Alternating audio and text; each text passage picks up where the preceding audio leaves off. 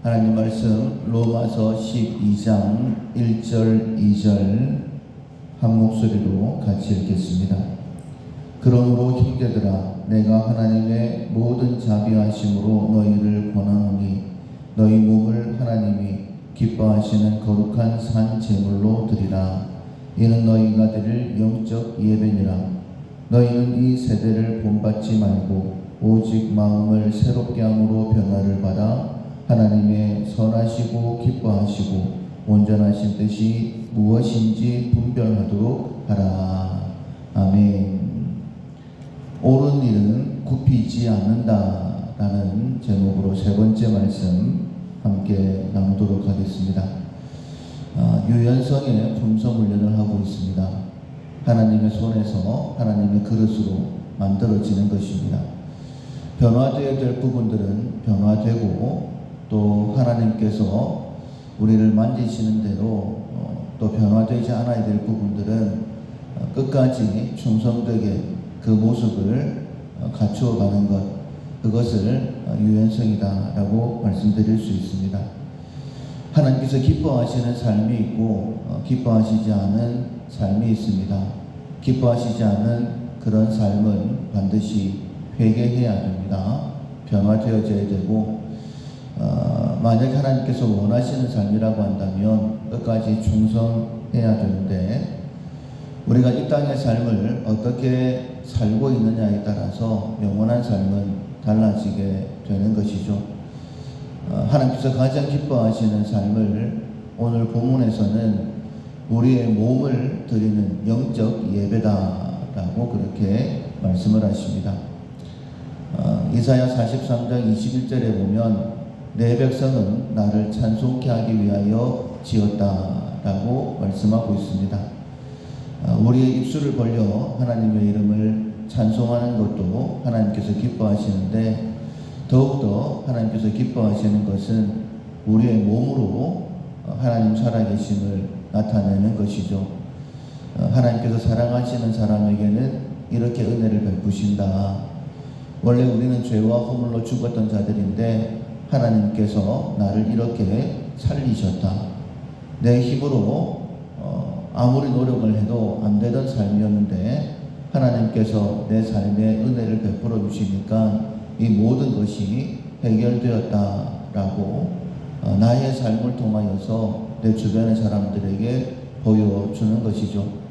특별히 우리에게 권능이 성령이 임하시면 권능을 받게 되고 예루살렘, 온 유대, 사마리아 땅끝까지 이르러 복음을 증거하게 된다라고 말씀하신 것처럼 내 주변 사람들에게, 특별히 내 가족들에게, 내 자녀들에게 하나님의 은혜가 이것이다라고 보여줄 수 있는 것이 바로 하나님 앞에 예배드리는 삶이다라고 분명히 말씀하고 있습니다.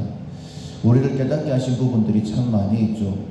그리고 여기까지 우리가 오는데 하나님의 은혜를 참 많이 경험했습니다. 그렇다면 날마다 점검해야 되는 것입니다. 오늘 나의 삶을 통하여서 하나님 앞에 예배가 드려졌는가? 하나님께서 내 삶을 기쁘게 받으셨는가? 내 주변의 사람들이 나의 믿음의 등을 보면서 나를 잘 따라오고 있는가? 바울이 내가 그리스도를 본받은 자 된 것처럼 너희는 나를 본받는 자가 되라 라고 그렇게 자신 있게 이야기했는데 내가 정말 예수님을 바라보고 한 걸음 한 걸음 나아가고 있다고 한다면 누구에게든지 간에 부끄럽지 않게 나를 본받는 자가 되라 라고 내가 정말 하나님의 기쁨이 되고 하나님의 이름을 높여드리는 찬송의 삶을 살고 있다라고 한다면 부끄럽지 않을 텐데 그런 삶을 살고 있는가 늘 점검해 봐야 되겠죠. 우리가 이런 삶을 살기 위하여 오늘 본문 2절에서는 분명히 그 방법을 말씀하고 있습니다. 먼저는 이 세대를 본받지 말라라고 말씀하셨죠.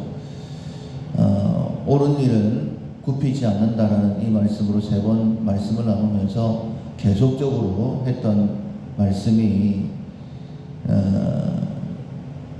내 생각이 아니라 하나님의 뜻대로 살아가야 된다라는 것이었습니다. 이 세대를 본받지 않는 것, 많은 사람들은 넓은 길로 갑니다. 그래서 많은 사람들이 가는 길로 가면 멸망하게 되어진다. 그런데 우리는 좁은 길을 선택한 사람들이다 라고 그렇게 말씀을 계속적으로 나누었습니다. 우리는 좁은 길을 선택한 사람들이에요. 많은 사람들이 가는 길로 가면 멸망하고 좁은 길을 선택해야지만이 생명의 길을 갈 수 있다. 그렇게 생명의 길, 좁은 길을 선택하기 위해서는 오직 마음을 새롭게 해야 된다라고 말씀하시면서 변화를 받아 하나님의 선하시고 기뻐하시고 온전하신 뜻이 무엇인지 분별하도록 해야 된다라고 말씀을 나누었습니다. 한 걸음 한 걸음 나아갈 때마다 이것이 하나님의 뜻일까?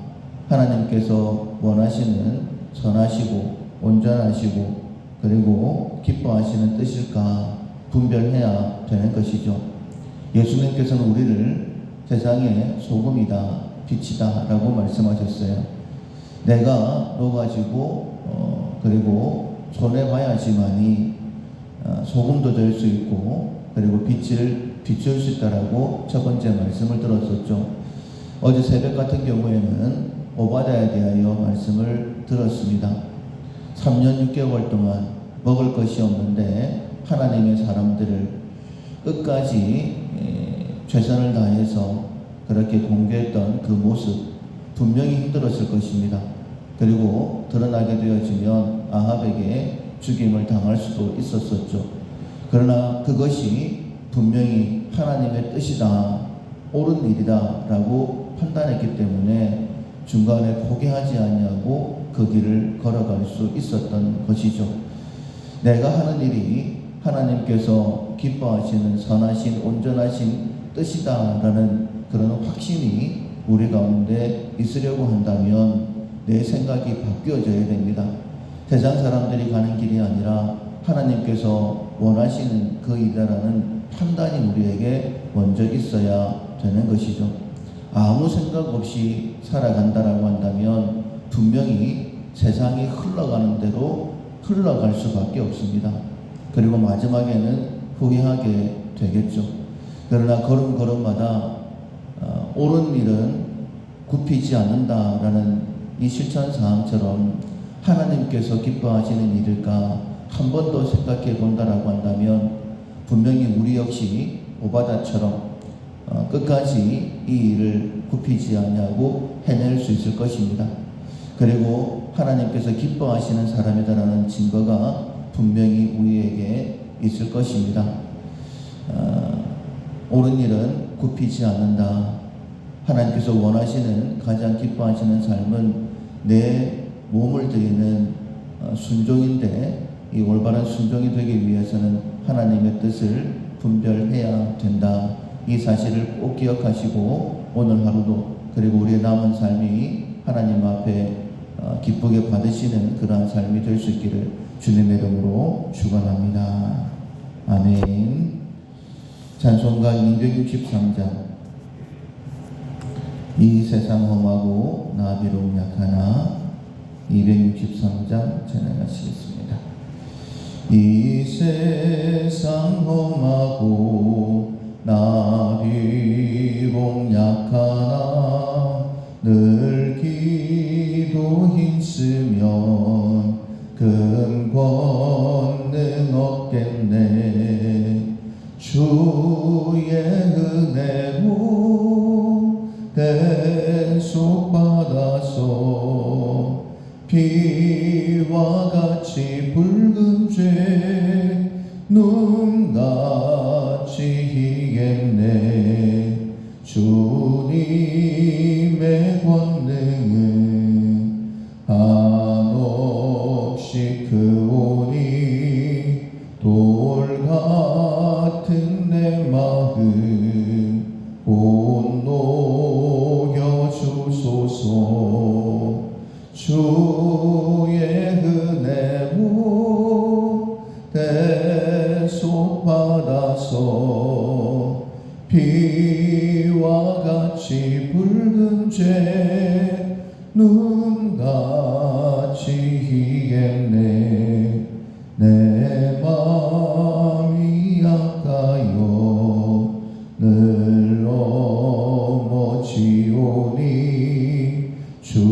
예수 힘주사 굳세게 하소서.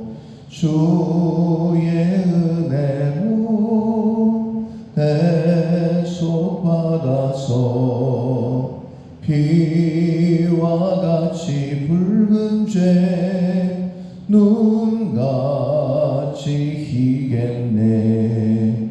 죄 사함 받은 후 새 사람 되어서 주 앞에 서는 날 늘 찬송하겠네. 4절 죄 사함 받은 후 새 사람 되어서 주 앞에 서는 날 늘 찬송하겠네.